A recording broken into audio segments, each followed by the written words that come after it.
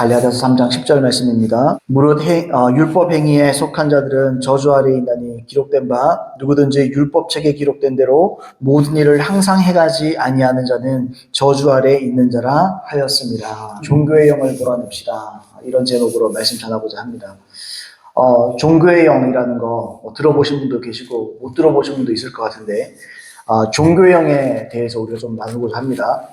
이 종교의 영이라는 것은 굉장히 교묘하게 자리 잡고 있습니다. 그래서 우리가 인식하지도 못한 채 우리가 오랜 신앙생활 하다 보면 나도 모르는 새 그것에 노출되는 경우가 굉장히 많습니다. 그래서 우리가 좀 분별력 있게 보고 고칠 부분들을 고쳐야 되고 우리가 그렇게 해야 될 건데요. 포도나무교회 여주봉 목사님의 그 책에 보면 종교의 영 또는 거짓신앙 또 거짓신앙 책에 이렇게 부르는데 이것을 세 가지 요소로 형성되어 있다. 그렇게 말씀을 하세요. 성경에 이렇게 딱딱딱딱 되어 있는 건 아닐지라도 저 역시 이 세 가지로 우리가 구분할 수 있지 않을까 저 역시 그렇게 생각을 하는데요. 그래서 이런 기본적인 틀을 가지고 우리가 좀 세 가지 요소를 좀 살펴보고자 합니다. 그래서 오늘 첫 번째로요. 율법주의와 그 열매에 대해서 우리가 나누고자 합니다.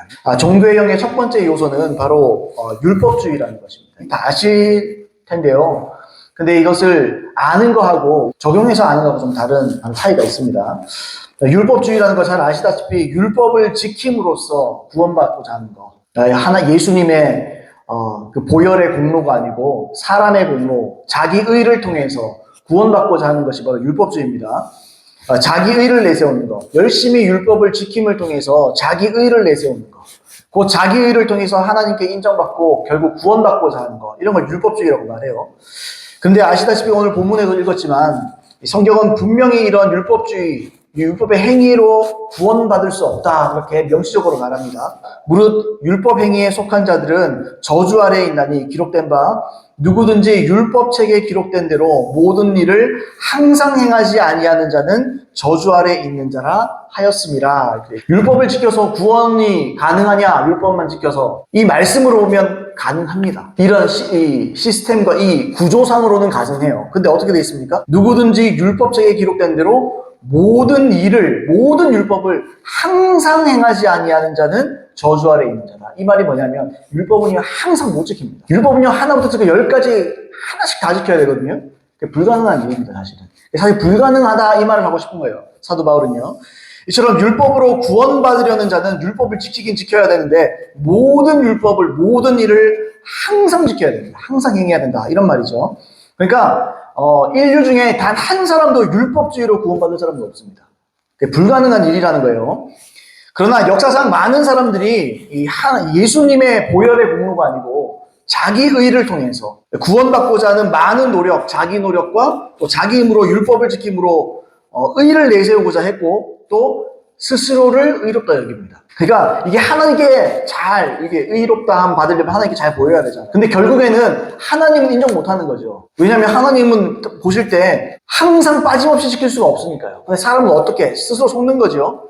자기가 그것을 나름대로 열심히 지킴을 통해서 어떻게 하는 겁니까? 하나님께 인정받는 게 아니고 자기 스스로를 의롭다 여기는 거. 그런 경우들이 참 많다는 거예요. 그 대표적인 부류가 누구냐? 그 대표적인 부류가 바로 사복음서에 나오는 이 서기관과 바리새인들이었습니다. 예수님께서요 이들을 꿰뚫어 보십니다. 단번에 꿰뚫어 보시고 외식자다 이렇게 꾸짖으세요. 마태복음 23장 25절로 31절에요 이렇게 되어 있습니다. 화 있을진저 외식하는 서기관들과 바리새인들이여 잔과 대접의 겉은 깨끗이 하되 그 안에는 탐욕과 방탕으로 가득하게 하는도다. 눈먼 바리새인이여 너는 먼저 안을 깨끗이 하라. 그리하면 겉도 깨끗하리라. 화 있을진저 외식하는 서기관들과 바리새인들이여 회칠한 무덤 같으니 겉으로는 아름답게 보이나 그 안에는 죽은 사람의 뼈와 모든 더러운 것이 가득하도다. 이와 같이 너희도 겉으로는 사람에게 옳게 보이되 안으로는 외식과 불법이 가득하도다. 화 있을진저 외식하는 서기관들과 바리새인이여 너희는 선지자들의 무덤을 만들고 의인들의 비석을 꾸미며 이르되 만일 우리가 조상 때에 있었더라면 우리는 그들이 선지자의 피를 흘리는데 참여하지 아니하였으리라 하니 그러면 너희가 선지자를 죽인 자의 자손임을 스스로 증명함이로다. 옛날이나 똑같다 이 말입니다. 겉만 번지르하게 하고 속에는 악독이 가득한데 똑같다는 거예요. 그죠? 여러분 이 사람들이 보통 사람들 아니죠. 서기관과 바리새인들. 당시 또한 바리새인들은 보통 사람들이 아니죠. 하나님의 말씀을 제대로 한번 믿고 살아보기 위해서 모인 사람들이잖아요. 그죠? 그래서 이 사람들은요, 그냥 지키는 게 아니죠. 그냥 악착같이 하나하나 꼼꼼히 따져가며 지키는 거예요. 문제는 뭐예요? 마음이 없다는 거예요. 겉은 깨끗하게 지킬지 몰라도 마음이 없다. 하나님 사랑하는 것이 그 마음에 없다. 이런 말씀을 하는 거죠. 율법주의에 빠진 사람은요, 결국에는 겉모습을 치장하게 되어 있습니다. 이 겉을 치장하게 돼요. 거칠애를 추구하고 겉모습을 치장하는 겁니다. 본질은 놓치는 거예요. 본질은 놓치고 겉모습, 거칠애 이런 거 신경 쓰는 겁니다. 자신의 겉은 아름답게 보이도록 회칠한 담처럼, 그죠? 평토장 무덤처럼 종교적인 의식에 생명을 거는 거예요. 이게 전부 다 이런 생명을 거는 거죠. 그러니까 율법주의자 또는 율법주의적인 신앙 가운데 있는 사람은 종교적인 의식을 통해서 하나님께 인정받고자 합니다. 무슨 말이냐? 내가 예배 안 빠지는 걸 통해서 인정받고 싶어요. 내가 헌금을 한 번도 빠지냐? 이런 걸로 인정받고 싶어요. 본질은 빠지고 이걸로 승부를 보는 겁니다. 고로새서 2장 16절로 17절 보시면 이런 말씀 있어요. 그러므로 먹고 마시는 것과 절기나 초하루나 안식일을 이유로 누구든지 너희를 비판하지 못하게 하라. 이것들이 뭡니까? 여기 먹고 마시는 거, 절기, 초하루, 안식일 이거 다 있잖아요. 이게 율법 얘기하는 거거든요. 이것들은 장래의 일의 그림자다. 그리고 몸은 그리스도의 것이니라. 이 말이 뭡니까? 실체는 뭐냐? 실체는 뭐 예배 자체가 실체가 아니에요. 실체는 뭐냐? 뭐 예를 들자면 절기나 초하루나 안식일 이게 뭡니까? 안식일의 주인이 누굽니까? 예수님이잖아요. 예수님 그 직접 말씀하셨잖아요. 뭐냐? 예수님이 본질이다. 율법은 그림자다. 그림자에 목숨 걸지 마라. 본질이 있지 않느냐? 예수 그리스도가 본체다. 우리가 지금 빛이 있는데 제가 이렇게 있잖아요. 제 뒤에 그림자가 생길 겁니다. 그림자는 제가 아니에요. 제가 본체지. 저지요. 신앙의 본질은요, 딴 게 아니에요. 신앙의 본질은요, 단순히 헌금이 아닙니다. 헌금한다고 신앙생활 잘하는 게 아니에요, 단순히. 예배 안 빠진다고 신앙생활 잘하는 게 아닙니다. 그건 나오는 하나의 열매일 뿐이에요, 그건요. 그건 본질이 아니에요. 신앙의 본질은요, 예수님을 사랑하는 겁니다. 본체이신 예수님을 사랑하는 거. 그리고 율법은 예수님의 그림자에 불과한 거예요, 그림자에. 그 사람들이 실체는 못 붙잡고, 그림자만 붙잡고 있는 거죠. 그걸 얘기하는 거예요. 근데 여러분, 교회 안에서도요, 많은 사람들이 본질을 놓칩니다. 신앙생활 오래 하면 오래 할수록 본질을 놓쳐요. 그 그림자를 붙잡습니다. 여러분, 그거 기억하셔야 됩니다. 예수님을 사랑하는 것이요, 신앙의 본질입니다. 하지만 율법적인 경향을 가진 사람은 이 본질을 놓치죠. 그리고 예배, 11조, 헌금, 성경 읽기, 기도, 사역을 의지해요. 이걸로 승부를 보는 거죠. 여러분, 이게 필요 없다는 게 아니에요. 필요 없다는 게 아닙니다. 분명 모세의 율법은 폐해졌어요. 이제 우리는 마땅히 고린도전서에 9장 21절에 나와 있는 그리스도의 율법을 지켜야 되는 거죠. 물론 우리가 율법 지켜야 되는 거 맞아요. 이 그리스도의 율법은 본질적으로 뭡니까? 본질적으로요, 하나님과 영혼 사랑하는 겁니다. 그러니까 하나님과 영혼들을 향한 사랑을 놓치면서 예배나 11조나 헌금이나 성경 읽기, 기도, 사역 등등 이런 종교적인 의식을 의지하면 문제가 된다. 이게 무슨 말이냐? 간단히 말하면 우리가 본질을 놓치면 예배도, 헌금도, 성경도, 기도도, 사역도 얼마든지 율법주의의 도구가 될 수 있습니다. 우리 속는 거예요. 그러니까 실체는 하나님이 실체인데, 실체는 예수님이 실체인데, 성경 읽기가 내 신앙이 될 수가 있다는 거예요. 헌금이 내 신앙이 될 수가 있다는 거예요. 예배가 내 신앙이 된다는 거예요. 그 예배의 대상이, 사랑의 대상이 바뀐 겁니다. 여러분, 예레미야서 7장 12절로 15절에 보시면 세번역 성경을 한번 읽어보겠습니다. 이런 말씀이 있습니다. 너희는 내가 처음으로 내 이름을 두었던 실로에 있는 내 처소로 가서 내 백성 이스라엘의 죄악 때문에 내가 그것을 어떻게 하였는지 보아라.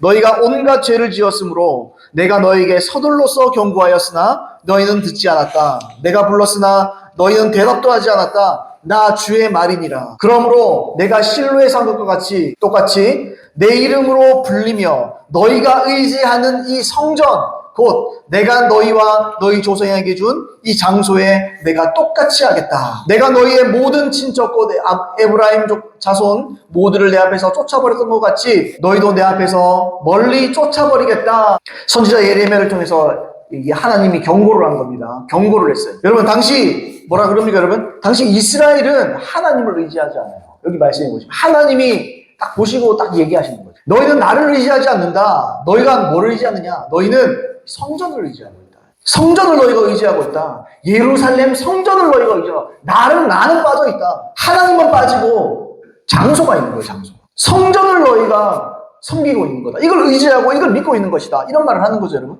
한번 생각해 보세요. 이 사람들이요, 우리가 신앙생활 하면서 교회 믿는다 이런 말 안 하죠. 예배 믿는다. 이건 좀 그럴 수 있을까? 조금 더 노골적으로. 헌금을 믿는다. 이런 말 안 하잖아요. 그런 말 합니까? 그럼, 난 봉사를 믿어. 이런 말 안 하죠. 똑같다는 거예요. 이 사람들도 스스로, 그들도 성전이 아니라 하나님을 믿는다고 생각했을 거라는 거예요. 근데 하나님의 관점이 딱 볼 때 다른 거예요. 얘들은 본질인 내가 빠져 있어. 내가 세운 예루살렘 성전을 믿고 있는 것 뿐이야, 얘들은. 이걸 의지한다는 거예요. 하나님 모시기, 하나님 관점에서는. 여러분 이해가 되시죠? 그들은 성전 자체를 의존했고 믿었고 그걸 신뢰했다는 거죠. 여러분 동일한 내용이 비슷한 내용이 또 나옵니다. 사무엘상 4장 2절로 5절에 보시면 블레셋 사람들이 이스라엘에 대하여 전열을 벌이니라. 그들이 싸우다가 이스라엘이 블레셋 사람들 앞에서 패하여 그들에게 전쟁에서 죽임을 당한 군사가 4,000명가량이라. 백성이 진영으로 돌아오매 이스라엘 장로들이 이르되 여호와께서 어찌하여 우리에게 오늘 블레셋 사람들 앞에서 피하게 하셨는고 여호와의 언약궤를 실로에게서 우리에게로 가져다가 우리 중에 있게 하여 그것으로 우리 원수들의 손에서 구원하게 하자니 이에 백성이 실로에 사람을 보내어 그룹 사이에 계신 만군의 여호와의 언약궤를 거기서 가져왔고 엘리의 두 아들 홈리와 비느하스는 하나님의 언약궤와 함께 거기에 있었더라. 여호와의 언약궤가 진영에 들어올 때에 온 이스라엘이 큰 소리로 외치며 땅이 울린지라. 그 다음에 10절, 11절 좀 건너뛰고요. 보면 그 결과가 이렇게 되어 있습니다. 그 사람들이 뭘 갖고 왔어요? 여러분? 여호와의 언약궤를 가지고 오자. 이걸로 싸우자. 이걸 우리가 가지고 있으면 싸우자. 그럼 이길 것이다. 이렇게 된 거죠. 10절, 11절 그 결과가 나옵니다. 블레셋 사람들이 쳤더니 이스라엘이 패하여 각기 장막으로 도망하였고 사륙이 심히 커서 이스라엘 보병에 엎드려진 자가 3만 명이었으며 여호와의 궤는 빼앗겼고 엘리의 두 아들 홈리와 비느하스는 죽임을 당하였더라. 여러분 우리가 성전 무슨 언약궤 여러분 여기 효염이 있다는 게 아니라는 거예요. 시간과 어떤 장소 물건의 효염이 있는 게 아니에요. 우리의 종교적인 의식이 어떤 효험이 있는 게 아니에요. 예배를 잘 드리면 안 빠지면 인생이 잘 풀리고 예배를 빠지면 인생이 안 풀리고 그런 게 아니라는 거예요. 여러분. 그게 신앙이 아니라 그건 예배를 믿는 거라는 거죠. 지금 말씀이. 처음에 여러분 이스라엘 백성들은 블레셋에게 패합니다. 그리고 언약궤를 하나님의 언약궤를 찾았어요. 언약궤를 앞세워가지고 하나님께서 승리를 주시도록 하겠다 이렇게 마음먹은 거죠. 여러분 이들이요 그들 나름대로의 자기 신앙들을 정비한 겁니다. 야 우리끼리 싸워서 안 되겠다. 언약궤를 가지고 자기의 신앙을 정비한 거예요. 신앙을 돌아본 거예요. 그들은 분명히 하나님을 믿는다고 생각했어요. 그래서 이스라엘 백성은 어떻게 했습니까? 5절에 보시면 사기가 충천합니다. 온 땅이 울릴 정도로 사기가 충천했어요. 한번 해보자! 이런 걸로 안 된다는 거예요. 그런데 어떻게 됩니까? 그들은 하나님을 믿은 게 아니고요. 실상은 언약궤를 믿는 거예요. 그들의 신앙은 하나님을 향한 본질이 빠진 미신적인 신앙이라는 거예요. 목에 십자가를 걸고 다니면 십자가에서 효력이 있는 게 아니에요, 여러분. 그런 게 아니라는 거예요. 언약궤에 특별한 효용이 있는 게 아니에요. 교회라는 장소에 뭔가 대단한 게 있는 게 그런 게 아니라는 거예요. 헌금을 많이 하면 돈 받는 그런 게 아니라는 거예요. 주님한테 투자하요. 주님한테 투자하게. 그런 게 아니라는 거죠. 그죠? 율법주의는요, 미신적인 신앙이라는 거예요. 그러니까 의식이 본질을 대체해버린 거예요. 여러분, 이렇게 신앙생활 하는 사람이 얼마나 많냐고요. 교회 안에서. 현대교회 안에서 얼마나 이렇게 신앙생활 하는 사람이 많냐고요. 여러분 무슨 루틴입니까? 예배는 빠지면 안 돼요. 물론 빠지라는 말이 아니에요. 하나님을 사랑하면요 안 빠지게 되어 있는 거예요. 근데 사랑은 빠지고 본질은 빠진 거예요. 그러면서 예배 드리면서 예배 안 빠지고 그래도 악착같이 일어나며 예배 드려준 것이 자기 신앙이 돼버린 거예요. 그러니까 하나님 날 받을만 하지. 나 이 정도면 신앙생활 괜찮지? 이렇게 생각한다는 거예요. 그리고 종교적인 의식, 예배, 11조 헌금, 성경 읽기, 기도와 사역, 하나님을 사랑하는 마음을 담아드리는 그릇에 불과한 거예요. 그릇에. 발현이고 수단이고 그릇인 거죠. 그릇에 목숨 걸어보세요. 밥 먹는데 식당에 갔더니 밥 안 주고 그릇만 줘요. 아우 그릇이 이쁘네 하고 배부르다 이런 사람 누가 있어요. 그릇은 중요하지 않아요. 중요하지 않다는 게 필요 없다는 게 아니고 그 그릇에 뭐가 담겼냐는 거예요. 하나님이 담겨야 된다. 하나님을 향한 사랑과 영혼들을 향한 사랑이 담겨야 된다는 거죠. 이게 없으면요 의미 없는 거예요. 이게 없으면요 율법주의로 빠진다는 겁니다. 여러분 의식을 본질로 착각하면요 율법주의에 빠지게 되는 겁니다. 그래서 삶 가운데 율법주의의 열매가 맺힐 수밖에 없는 거예요. 그럴 수밖에 없는 겁니다. 율법주의적인 신앙이 맺는 열매는 어떤 것들이 있는지 우리가 몇 가지를 살펴보기로 하는데 오늘 율법주의에 빠진 사람들의 특징 중에 한 가지. 첫 번째는요 우월감입니다. 상대적인 우월감을 갖고 있어요. 이런 사람들은요. 율법주의는요 반드시 우월감을 갖습니다. 율법주의에 빠진 사람들을 예수님은 어떻게 표현했느냐. 자기를 의롭다고 믿고 다른 사람들을 멸시하는 자들이다. 이렇게 정의를 했어요. 예수님이. 누가복음 18장 9절로 13절에 9절에 이렇게 했습니다. 또 자기를 의롭다고 믿고 다른 사람을 멸시하는 자들에게 이 비유로 말씀하시되. 이게 바리새인 얘기한 거거든요. 두 사람이 기도하러 성전에 올라가니 하나는 바리새인이요 하나는 세리라. 바리새인은 서서 따로 기도하여 이르되 하나님이여 나는 다른 사람들 곧 토색불이 가늠하는 자들과 같지 아니하고 이 세리와도 같지 아니함을 감사하나이다. 나는 일에 2번씩 금식하고 또 소득의 11조를 드리나이다 하고 세리는 멀리 서서 감히 눈을 들어 하늘을 쳐다보지 못하고 다만 가슴을 치며 이르되 하나님이여 불쌍히 여기소서 나는 죄인이로소이다 하였느니라. 이거 잘 아는 내용이죠, 그죠? 세리의 기도가 나오고 바리새인들의 기도가 나오죠. 바리새인들이 지금 어떻게 기도해요? 이제 뭘 의지해서 기도해요, 지금? 여러분, 우리가 겸손하고 하나님 앞에 긍휼을 베풀어 달라는 마음으로 세리는 그렇게 기도를 하고 있잖아요. 바리새인은 어떻게 기도해요, 여러분? 자기 의로 기도합니다. 난 세리 같지 않잖아요. 나는 그래도 괜찮잖아요, 이 정도면. 금식도 합니다. 3일에 한 번 금식도 합니다. 나 이 정도면 괜찮지 않나요? 이렇게 나가는 거죠. 율법을 의지하는 자, 자기 의를 의지해서 어떻게 합니까? 자기 의에서 만족감을 얻는 거예요. 이 정도 됐으니까 기도해도 받을만 하겠지? 여러분, 교회들 한번 보세요, 여러분. 많은 교회들이 어떻게 합니까, 여러분? 예배 안 빠지는 것을 흐뭇하지 않고 그걸로 기도하려고 해요. 그러니까 어때요, 여러분? 하나님 앞에 기도할 때 여러분 목마름이 없어요. 목마름이 없어요. 하나님 앞에 긍휼을 베풀어 달라는 하나님 앞에 갈망이 없어요. 왜요? 예배 안 빠졌거든요. 헌금도 제대로 하고 있거든요. 근데 하나님을 향한 사랑은 빠져 있어요. 그러니까 어떻게 해요, 여러분? 그거 가지고 하는 거예요. 그냥. 하나님의 사랑, 하나님을 향한 사랑, 영혼들을 향한 사랑은 다 빠져 있어요. 그러면서 그냥 기도하는 겁니다. 기도하는 거. 기도하면서 어떻게 목마르지 않아요? 자기는 괜찮은 사람인데요. 목마르게. 여러분, 우리 세계에게서 기도를 배워야 돼요. 하나님이여 불쌍히 여기서 나는 죄인입니다. 여러분, 우리 이 마음 가야 돼요. 주님, 내가 나를 불쌍히 여기죠. 하나님의 자비를 구하고 은혜를 구하고 우리 그렇게 가야 됩니다. 여러분, 이것은 곧 남들과 자신을 비교함으로써 상대적인 우월감으로 의의를 내세우는 거예요. 얘보단 그래 내가 낫잖아요. 얘보다 좀 더 내가 괜찮지 않나요? 이런 거잖아요. 바리새인들이 금식 11조 이런 종교적인 의식으로 세리와 죄인들보다 상대적으로 우월감을 가졌죠. 상대적으로 우월. 여러분, 하나님 보시 도토리 키재기 아니겠습니까? 오히려 더 악한 자일 수 있죠. 근데 여러분, 안타깝게도 좀 전에 말했듯이 현대교회 이런 사람들 너무 많아요. 자기가 얼마나 교회를 오래 다녔는지, 우리 교회가 얼마나 큰 교회인지, 우리 교회가 몇 년 전통 있는 교회인지, 우리는 어디에 대한예수교 장로회 어디 좋은 교단에 속해 있는 장자교단이 얼마나 교회를 오래 다녔고 얼마나 헌금을 빠짐없이 했는지 여러 예배에 나는 결코 빠진 적이 없다는지 내가 목사님의 설교를 한 번도 빠짐없이 다 들었다든지 내가 얼마나 집중해 듣는지 아느냐 또 있잖아 사역팀에 나는 차량 봉사팀인데 딴 사람보다 어려운 일 땀 흘리는 일을 하는데 여러분 이게 전부 다 자기 의가 될 수 있다. 하나님을 향한 사랑이 빠지면 전부 다 이건 의지할 것밖에 안 된다는 거예요. 왜요? 내 힘으로 했으니까. 하나님을 사랑해서 하나님 사랑에 감동해서 한 게 아니잖아요. 내 힘으로 한 거예요. 나를 위해 한 거예요. 신앙이 나를 위한 신앙이 되는 거죠. 그죠? 또 전도를 얼마나 했느니, 내가 이 교회를 세울 때 건축원금을 내가 얼마나 했느니, 많으니 이런 거죠. 그러면서 사람들과 비교하는 거예요.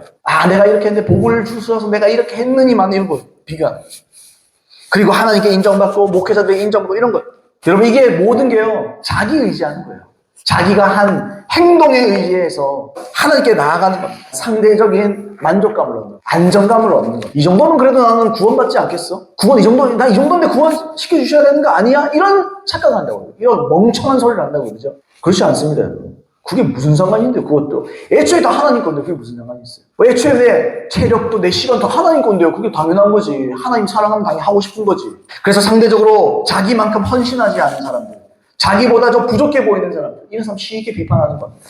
난 저 사람과 다르지. 우월감에 빠져 있는 거예요. 마치 바리새인들이 세리와 죄인들 앞에서 하나님, 나는 다른 사람들과처럼 토색불이 가늠하는 자고 다릅니다.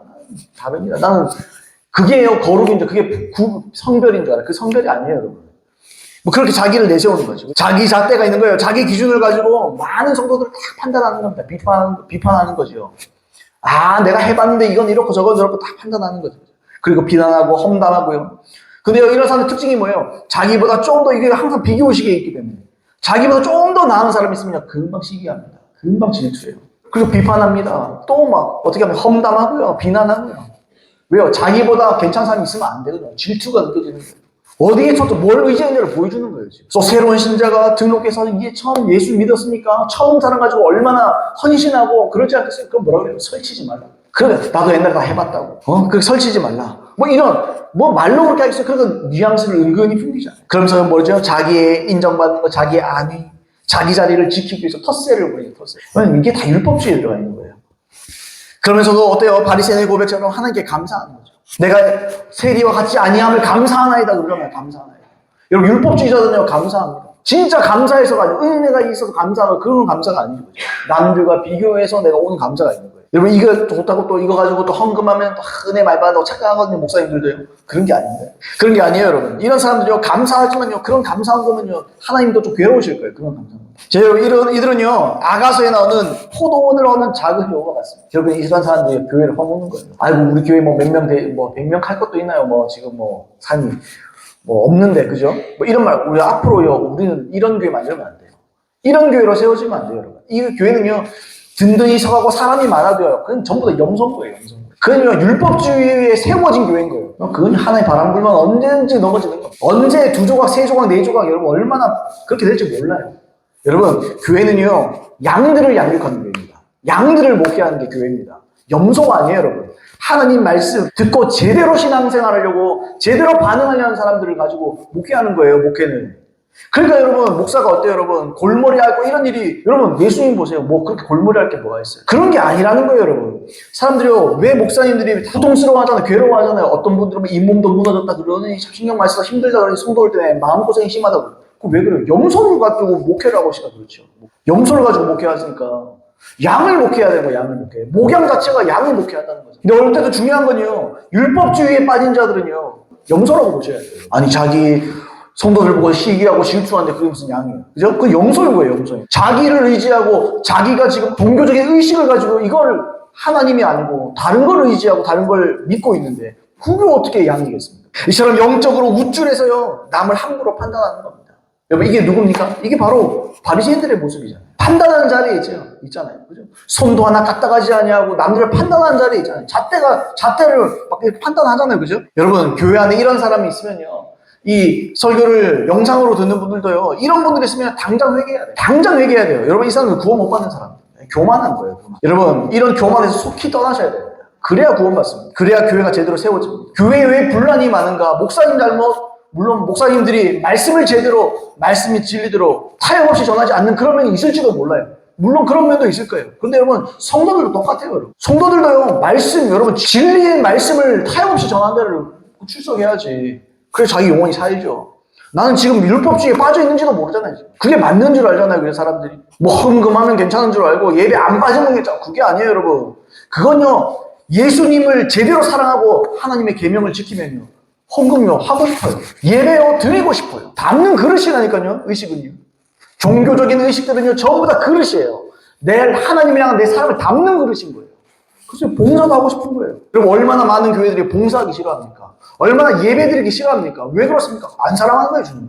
사랑하지 않으니까 예배가 괴로운 거예요. 여러분 하나님도 그런 마음으로 드리는 예배 더 괴롭습니다. 본질을 쫓으라는 거예요. 하나님 사랑하면서 헌금하라는 거예요. 하나님 사랑하면서 예배하라는 거예요. 여러분 이게 얼마나 중요한지 뭐 이게 본질입니다. 이게 없는데 어떻게 뭐 예배드려서 뭐 하겠어요, 그게. 그 주님 그러잖아요. 너희가 마당만 밟을 뿐이다 그러잖아요. 성경에 보면. 너희가 내 마당만 밟을 뿐이다. 여러분 그때 어땠어요? 좋은 거 다 가지고 왔어요. 근데 주님이 그래요. 괴롭다. 나한테 주지 마라. 하나님이 그래요. 그거 나한테 그거 예배로 드리지 마. 그거 제사로 드리지 말라고. 괴롭다고. 너희 손에 피가 가득하지 않느냐. 너희 안에 사랑이 없는데 내가 그거 받아서 뭐 하냐고. 괴롭다.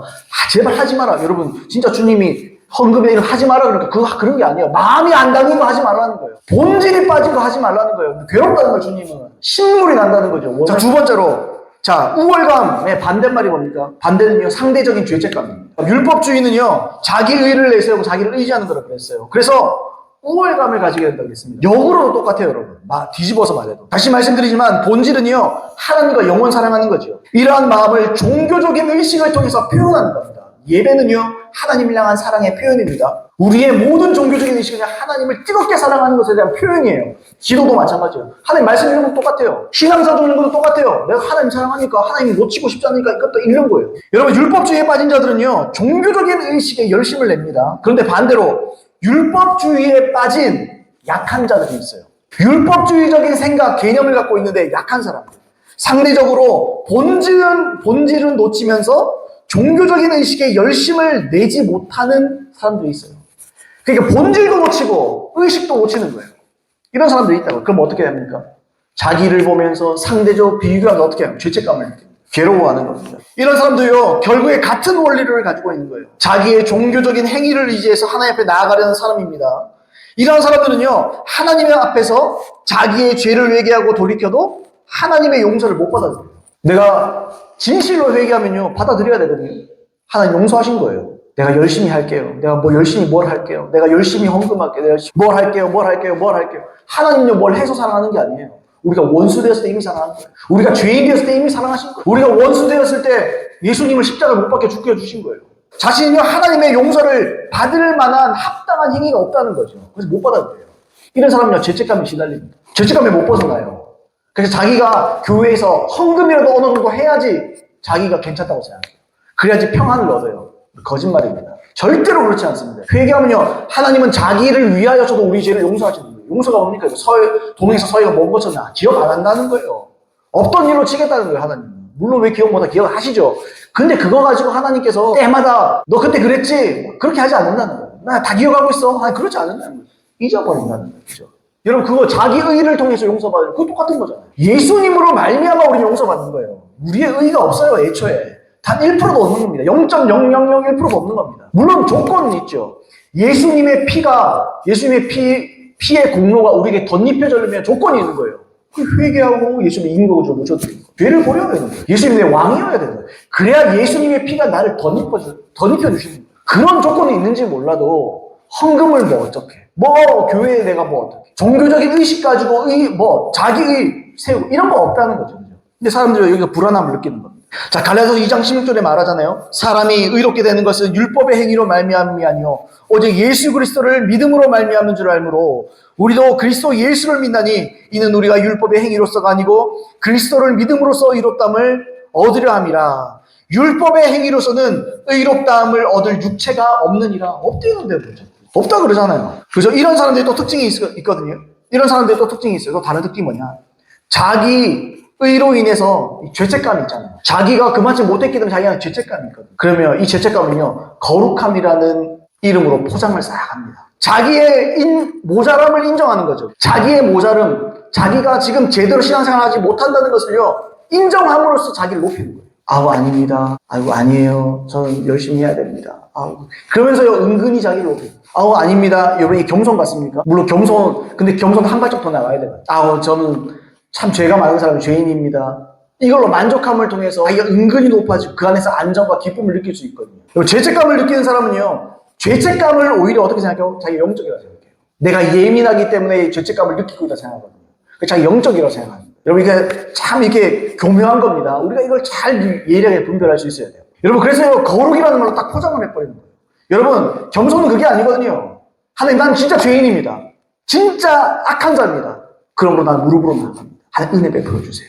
하나님, 나에게 은혜를. 그래서 야곱 얘기를 자꾸 하는 거예요, 제가. 하나님하고 여러분 한번 실험하는 거예요. 내게 은혜 달라고. 내가 변화될 수 있게 해달라고. 내가 죄인이 아니고 의인 되게 해달라고. 그럼 어떻게 하는 거예요? 그 죄를, 아까 그랬잖아요. 조건이 있다는 거예요. 그럼 저 주님과 씨름하면서 회개도 하고, 제가 씨름하면서 어떻게 하는 겁니까? 주님이 내 계속 더 왕이 계속 한 번 한다고 됩니까? 계속 내 삶 가운데 계속 왕이 되셔야 돼요. 그죠? 이런 영역들이 계속 커져가는 거죠. 그게 막 몸부림치는 거, 그죠? 여기까지 가야지. 그죠? 이 사람 영적인 거예요. 근데 어떻게 해요? 죄책감을 느껴요. 마음에 아픔이 있어요. 고통스러워요. 눈물이 나요. 자기 연민에 빠집니다. 그게 뭐요? 그게 거룩함입니다. 그 자기를 살짝 포장하는 거예요. 죄책감을 느끼면 느낄수록 다 영적이라고 생각합니다. 여러분, 릭조이너가 분명히 이렇게 지적합니다. 자기 비하에서 기뻐하는 것은 종교의 영에 사로잡혀 있다는 분명한 징후입니다. 그렇지만 이것은 우리가 자기 훈련이나 금식 또는 바울이 언급했듯이 우리 몸을 쳐서 복종시키는 일을 게을리 해도 된다는 의미는 아닙니다. 그러나 하나님의 아들 안에서 기쁨을 누리는 것이 아니라 이런 것들, 자기 비하들 안에서 왜곡된 기쁨을 취하게 될 때 비로소 문제가 야기되는 것입니다. 동일하게 얘기하죠. 자기 비하는요, 겸손이 아니에요. 거짓 겸손입니다. 나를 비하한다고 내가 영적인 사람이 되는 게 아니에요. 그 주제 파악한 거예요, 이제 주제 파악. 주제 파악하면 이제 어떻게 해야 되니까 하나님께 나아가는 거죠. 그게 사도 바울이 그러잖아요. 나의 나된 것은 하나님의 은혜라. 사도 바울이 두 가지를 안 잊어버려요. 나된 것도 안 잊어버려요.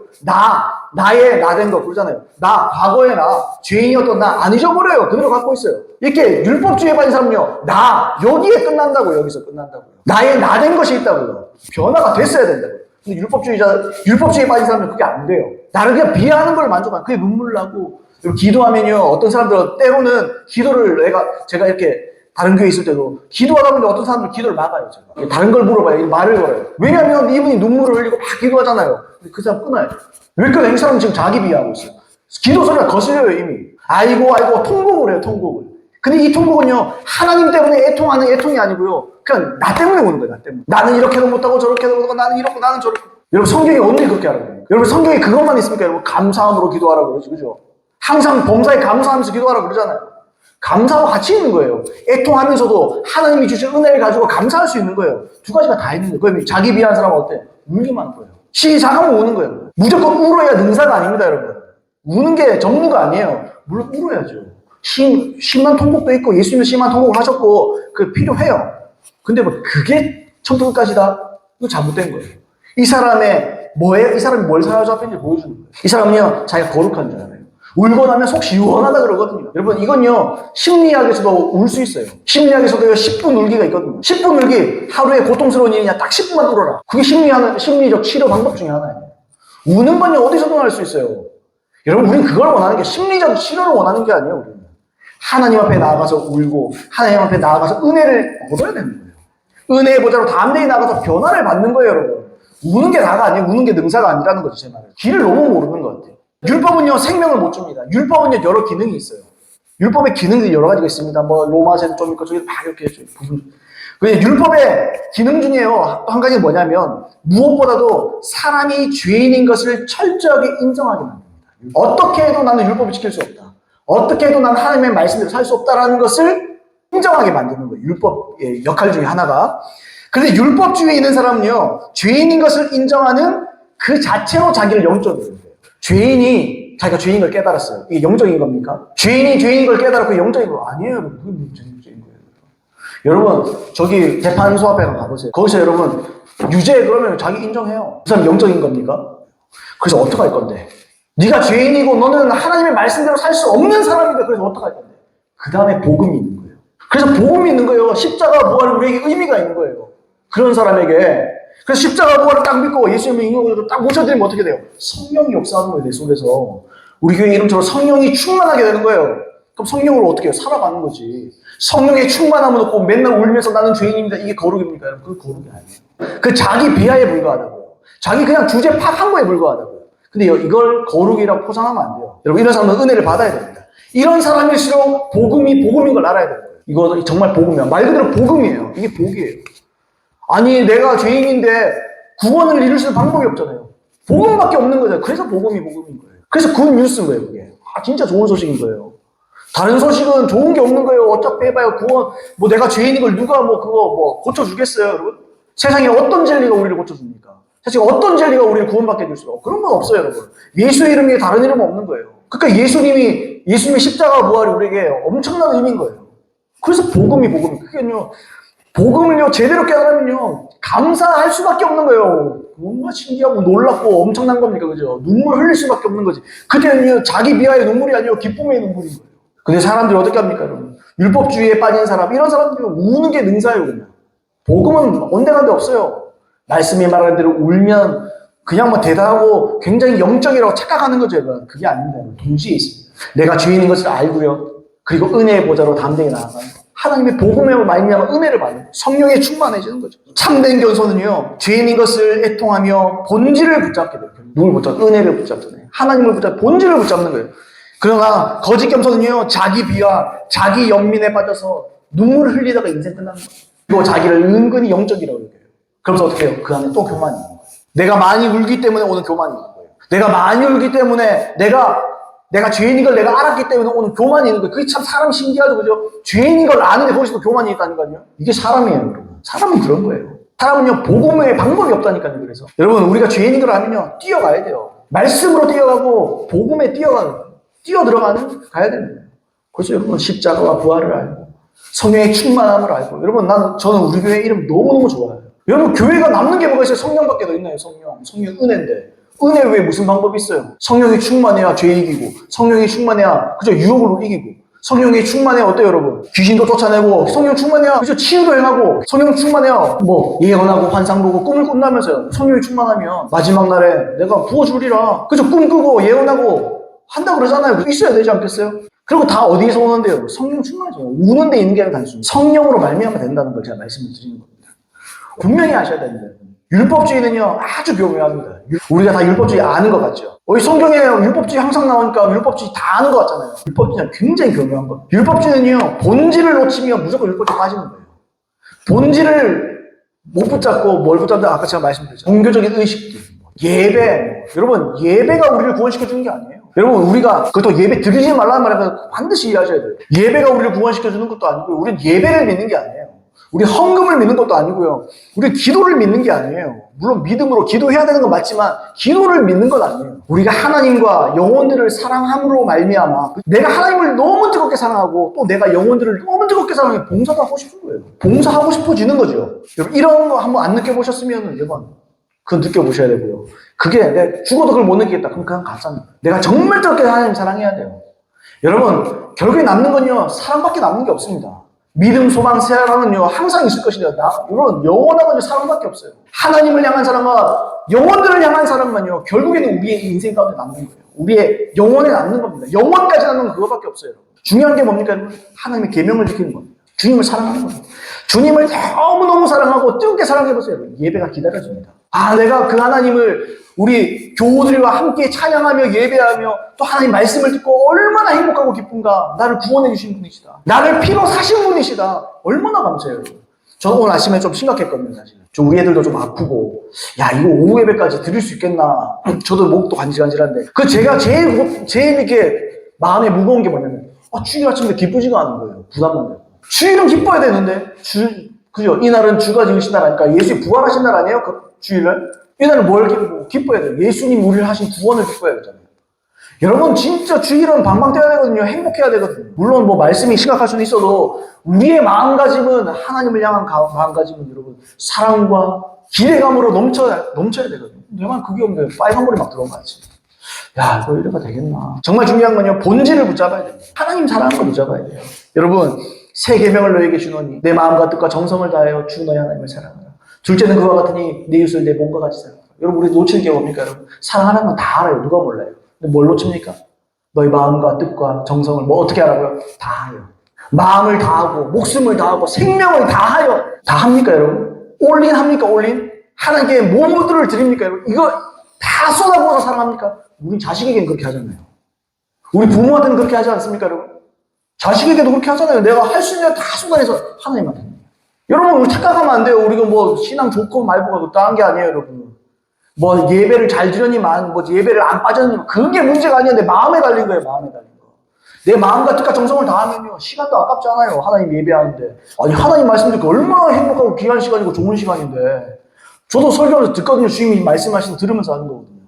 얼마나 기쁘고 행복해요. 하나님의 말씀을 들수다는 게 영이 연결되잖아요. 내 말이 곧 영이다 그러잖아요. 예수님이 말씀하시면 말씀을 대언하면요 하나님 영이 여기서 역사하는 거예요. 얼마나 기쁘고 행복한 시간이에요. 근데 여러분 어떤 분들 보면요 막 예배 시간이 길어지면요 인상 쓰고 난리예요. 그게요 본질을 추구하고 있지 않다는 게 딱 표시 나는 거예요. 그게. 여러분 진짜 예배를 드리십시오. 진짜 주님을 사랑하셔야 됩니다. 여러분 남는 거 그거밖에 없어요. 옛날에 박종수 목사님이 죽어서 천국 앞에 가니까 예수님 하나 물어봤다 그러잖아요. 사랑하는 법을 배웠느냐. 예수님 하나 딱 물어봤다 그러잖아요. 뭐라고요? 사랑하는 법을요. 그게 뭔데요? 하나님 사랑하고 영원한 사랑하는 방법을 배웠냐. 어떻게 사랑하는지 네가 알겠니? 이제서야 배웠니? 그 배운 사람은 천국 들어가고 못 배운 사람은 천국 못 들어가더라고요. 네가 사랑하는 법을 배웠느냐? 여러분 배우셨습니까? 어떻게 사랑하시면 되는지 배우셨나요? 물론 우리가 배워가는 과정일 수도 있어요. 중요한 건요 효과적인 방법으로 주님 사랑하고 그것도 필요할 수 있어요. 때에 따라서. 그거 더 중요한 게 있어요. 내 전심을 다해서 주님 사랑했냐는 거예요. 내 전부를 걸어서 주님 사랑했냐는 거예요. 여러분 이 전부에 그죠? 이 전부를 담는 그릇이라는 거예요. 예배라는 거. 성경 읽는 거, 기도하는 거, 하는 거. 우리 종교적인 의무들이 있잖아요. 여기 있잖아요. 본질이 빠지면 다 빈 그릇인데요. 그게 무슨 소용이 있어요. 빈 그릇 깨지기밖에 나가겠어요, 이게? 본질을 담아내는 그릇이 필요하다는 그 그릇을 믿으면 어떡하겠어요. 식당 갔더니 김밥 천국 갔는데 제육덮밥을 시켰더니 그릇만 나왔네. 그럼 배부르다 하고 갈 수 있습니까, 여러분? 밥 달라 그래야지. 하나님 그렇다고 여러분. 하나님은 우리에게 사랑을 주문하신다고요. 근데 그릇만 내고 앉았어요. 여러분 이게 촌스럽고 이상한 비유 같아서 이게 아주 탁월한 비유입니다, 여러분. 주님이 우리의 사랑을 주문해요. 근데 그릇만 내요. 주님 그렇게 가고 이쁘죠? 그게 내가 뭐가 중요한데? 이게 뭐가 중요하는 거예요, 주님은? 사랑이 담겨있지 않는데 내가 또 뭐가 중요하다는 거예요, 주님? 사랑이 중요하다고. 난 지금 사랑을 원한다고. 넌 사랑하느냐, 나를? 넌 정말 나를 사랑하느냐? 물어보는 거예요, 물어보는 거. 예배 중에 하나님을 물어보는 거예요. 예배에 찬양 멋들어지게 부르고 아주 놀라운 찬양을 하나도 안 궁금해요. 그거하고 하나님 아무 상관이 없어요. 천국 가보세요, 여러분. 천사들의 찬양이에요. 난리 나요, 난리 나요. 하나님 그걸 원하는 게 아니에요. 단순히 찬양 잘하면 좋겠지만 여러분 찬양으로 하나님의 마음을 감동하는 게 아니에요. 찬양 그 실력으로 하나님을 향한 마음이 담겼냐고요. 그 찬양에. 예배에 담겼냐는 거예요. 내가 여러분 찬양 봉사하는데 달렸냐? 그 안에 들어가 있냐고요. 쏟아내냐고요. 일 시키면 삐지기나 하고 일 좀 이렇게 좀 잘 합시다 그러면 괜히 소문내하기나 하고 어떻게 그럴 수 있냐고요. 하나님 사랑하는 사람. 우리 교회는 너무 작은 교회라서 그런 일은 없겠지만 그런 목회는 할 거예요. 내가 하나님을 뜨겁게 사랑하느냐? 내가 정말 주님을 사랑하느냐? 내가 그 사랑하는 주님 때문에 주일이 기다려지느냐?